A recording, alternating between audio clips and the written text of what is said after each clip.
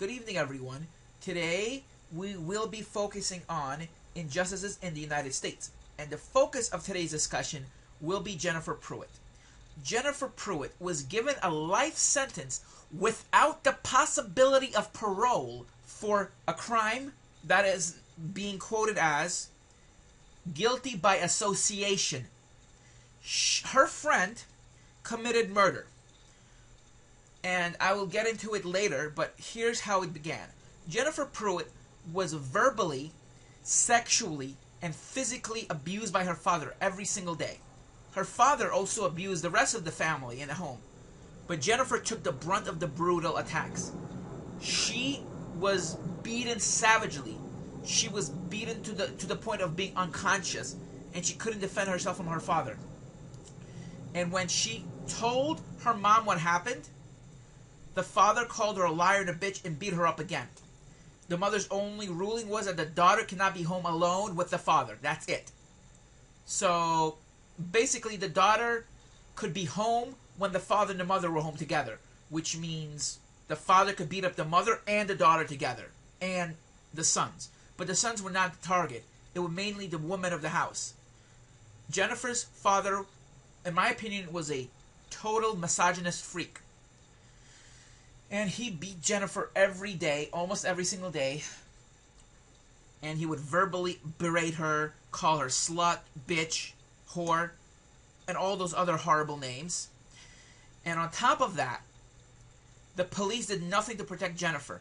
She ran away from the home, and they would return her back home, and the police would tell Jennifer, "You're lucky to have two parents." Jennifer was terrified of her father. And she decided, finally, when Jennifer was 16, she had enough and finally decided for good to run away from home. And a friend of Jennifer's took her in.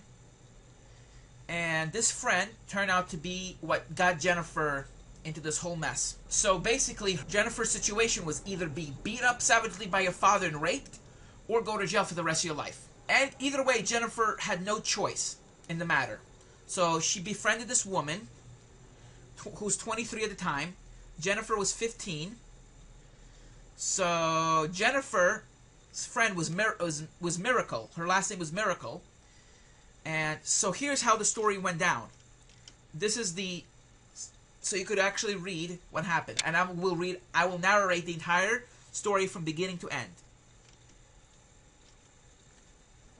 She sometimes dreams of idly sitting on the porch of a house, any house, or lying on green grass watching the clouds float by. A simple life, she said. But life was never simple for Jennifer Pruitt. Her 37 years have been punctuated by turmoil, a tough upbringing, a life sentence for murder, repeated rapes in prison, and glimmers of hope that quickly got dashed. She is one of more than 350 Michigan prisoners sentenced as juveniles to life in prison. Last year, the U.S. Supreme Court ruled that sentencing juveniles to a lifetime behind bars is cruel and unusual punishment. But the Michigan Court of Appeals said the decision was not retroactive and applies only to new cases.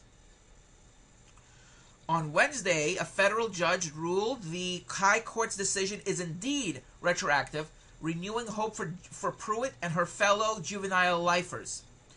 Judge John Corbett O'Meara said these imprisoned as children for life are eligible for parole, and not to allow it would create an intolerable miscarriage of justice. The ruling gives ammunition to hundreds of defense attorneys statewide who are challenging the appeals court decision and are preparing to take their courses to circuit courts. Pruitt's attorney and longtime advocate Robin Frankel plans to petition the Oakland County Circuit Court, where Pruitt was convicted, to resentence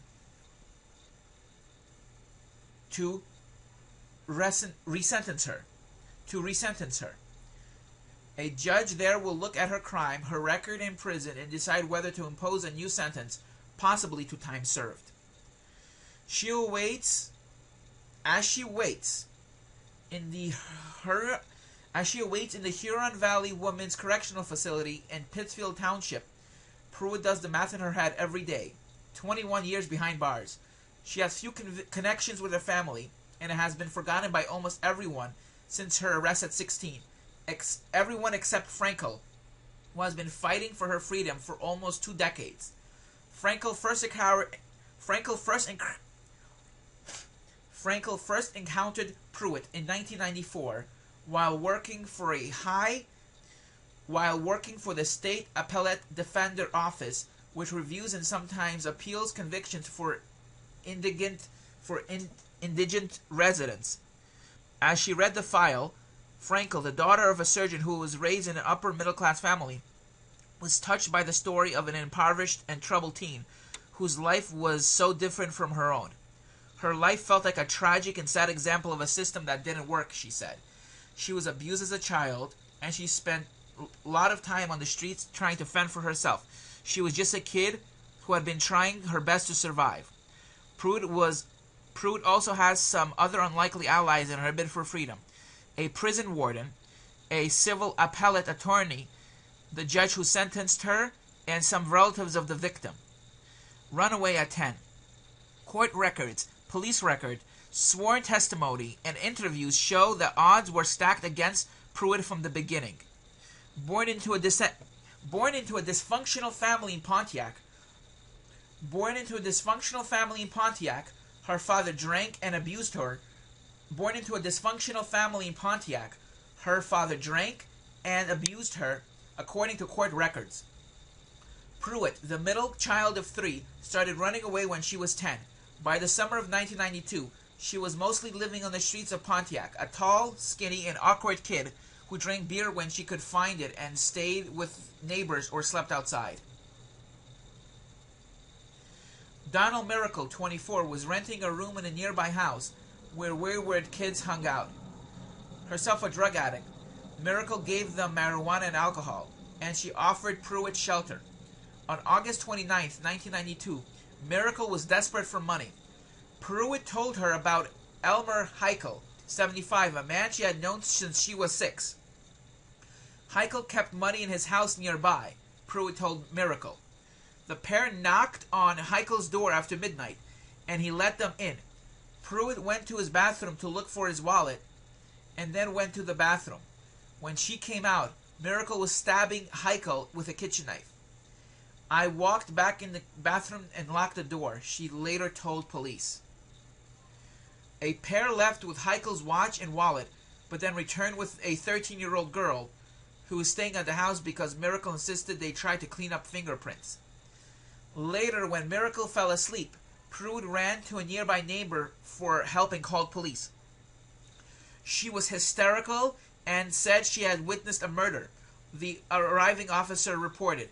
Miracle was quickly arrested. Days later, on September 9, 1992, while under the care of a psychiatrist, Pruitt was arrested and charged with as an adult with first-degree felony murder. Under Michigan law, a person who commits a felony, such as robbery, that ends in death is guilty of murder, even if that person did not carry out the killing. 1993 trial. Before taking the case to court, a district court judge ordered a psychiatric evaluation at the Center for Forensic Psychiatry. Doctors found Pruitt was too mentally ill to assist in her case. She remained at the center for several months, suicidal and undergoing psychiatric treatment until doctors determined she was stable, court records show. She and Miracle went on trial together on July 12, 1993, although they had separate juries. Prosecutors stressed the brutality of the crime, arguing they were butchers who attacked a vulnerable elderly man. They pointed out that although Pruitt didn't wield the knife, Miracle confessed to that she had led Miracle to Heichel's door. Both were convicted of first-degree murder at the conclusion of the 8-day trial. Miracle, then 25, automatically faced life in prison without parole. Judge Fred Mester had to decide whether to sentence Pruitt as a juvenile, meaning she would be free at 21, or as an adult to a life sentence without parole. He sentenced her as an adult. There must be reasonable concern for those consequences of our acts, Messer said in court at the time. Noting her dysfunctional family, the alcoholism and physical abuse, Messer said, notwithstanding those kind of explanations for what she has done, our society can never go to the position of suggesting that the reason she is here before me today. Our society can never go to the position of suggesting that's the reason she is here before me today. Assaults by guards. Pruitt arrived at the Scott Correctional Facility in November 1993. Within days, shortly before her 18th birthday, a guard pulled her from her cell and forced her to perform oral sex on him, according to court records. Another guard began taking her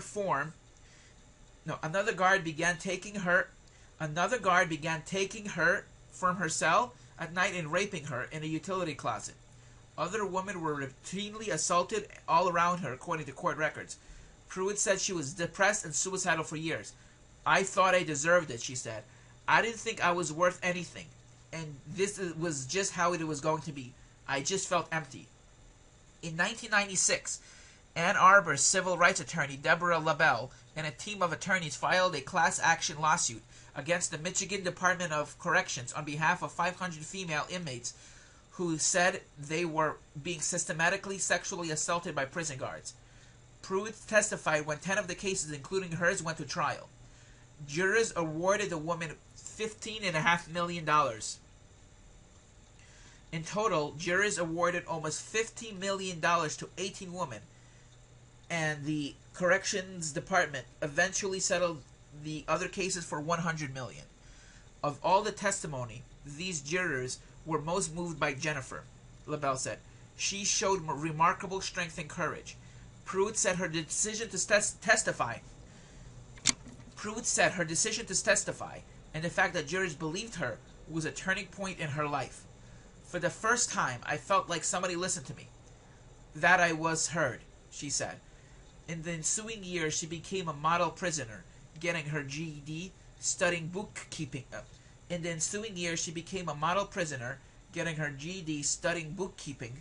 And business management, working as a mentor in prison programs for troubled inmates, sitting with inmates on suicide watch, and giving inspirational speeches. Second chance. Her supporters say it's time to give Pruitt a second chance. The most vocal is Frankel, who represents Pruitt for free as a private attorney.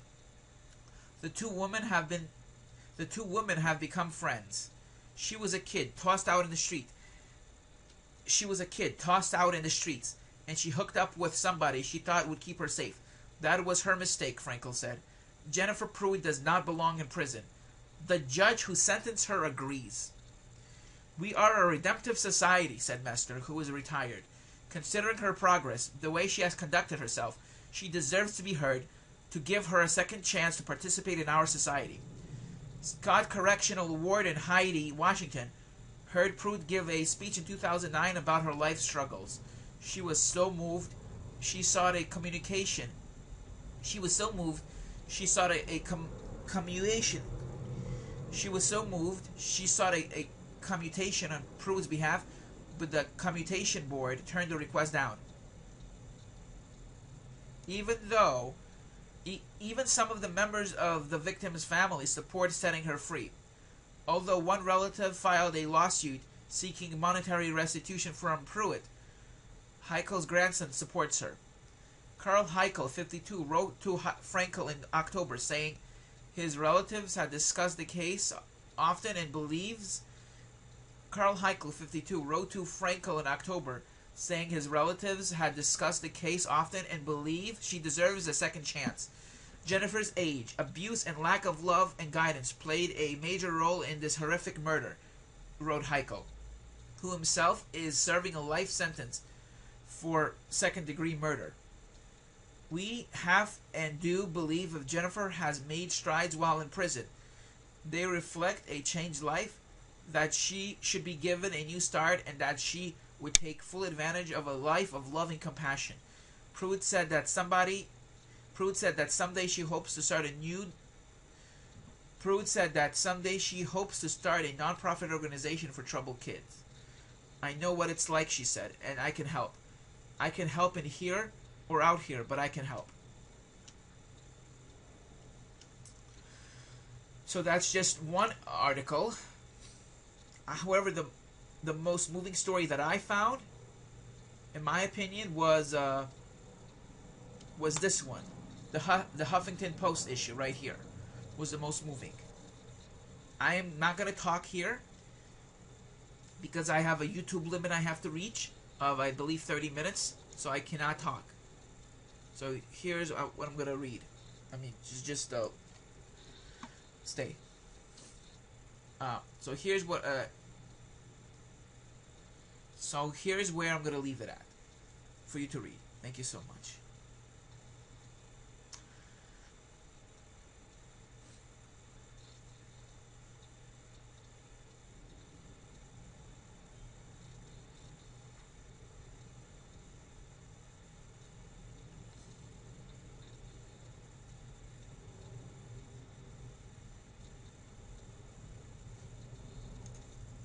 So now I'm going to go to another. So now I'm going to go to another website. I'm going to leave that link there. I'm going to leave that website there. So I'm going to type in Jennifer Pruitt's name.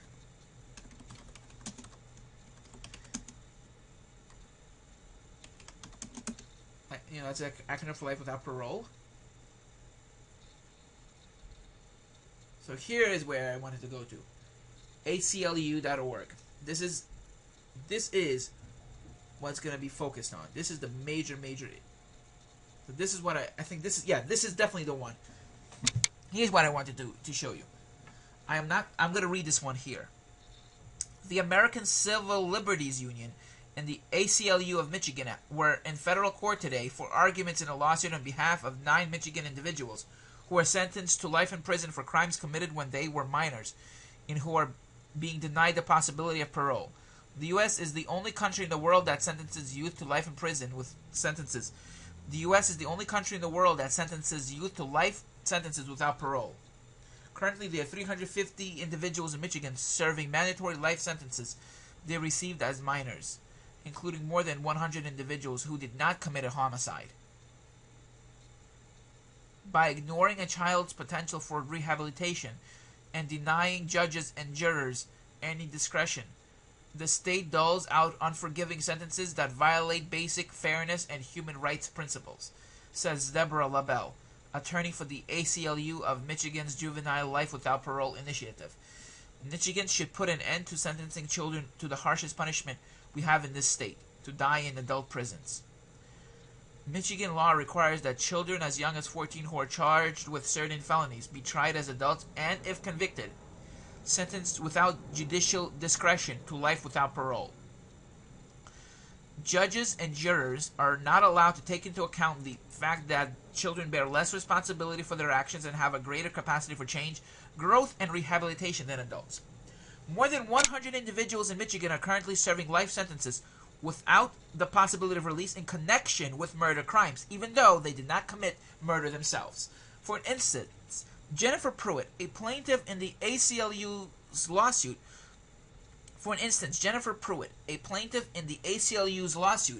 was sentenced to life in prison when she was 16 after she participated in a robbery during which the victim was killed by Jennifer's friend. And Kevin Boyd, also plaintiff in the ACLU's case, was sentenced to life in prison when he was 16 after his mother killed his father. Kevin had given his mother a set of keys to enter his father's house. Jennifer and Kevin have both been denied any opportunity for release. The ACLU argued that denying the plaintiffs an opportunity for release constitutes cruel and unusual punishment and violates their constitutional right to a fair hearing to demonstrate their maturity and rehabilitation, as well as customary international human rights law, which prohibits the imposition of life sentences without the possibility of parole on anyone under the age of 18. Sentencing children to die in prison completely disregards their capacity for rehabilitation, said Stephen Watt, staff attorney with the ACLU Human Rights Program. In America, we should be giving children an opportunity to turn their lives around, not locking them up and throwing the key away. Michigan's laws run afoul of the U.S. Supreme Court's admonitions that children must be treated fairly in our criminal justice system. In 2010, the court ruled in Graham v. Florida that sentencing children... In 2010, the court ruled in Graham v. Florida that sentencing juvenile offenders who did not commit...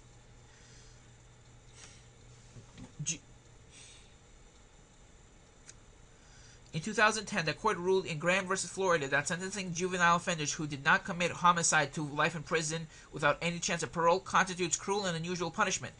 The ruling recognizes that juveniles bear less responsibility for their actions than adults who have a greater capacity for change, growth, and rehabilitation, and that children should not be punished with the harshest sentences that can be imposed on adults.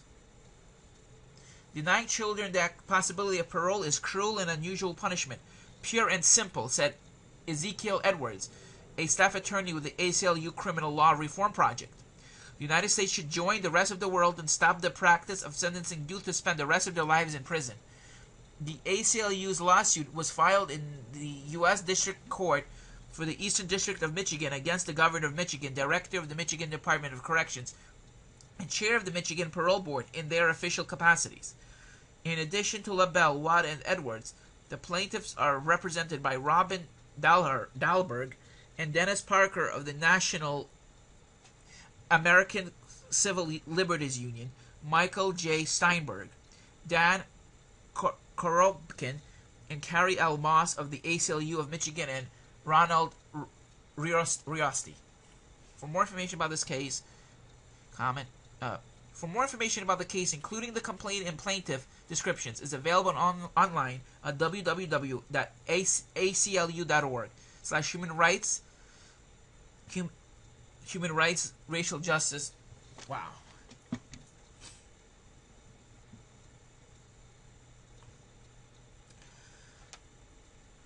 I am asking you from the bottom of your heart, I am going to petition the governor of Michigan and also the governor of Indiana to free another juvenile who was sentenced to 30 years without parole for a crime his older brother committed.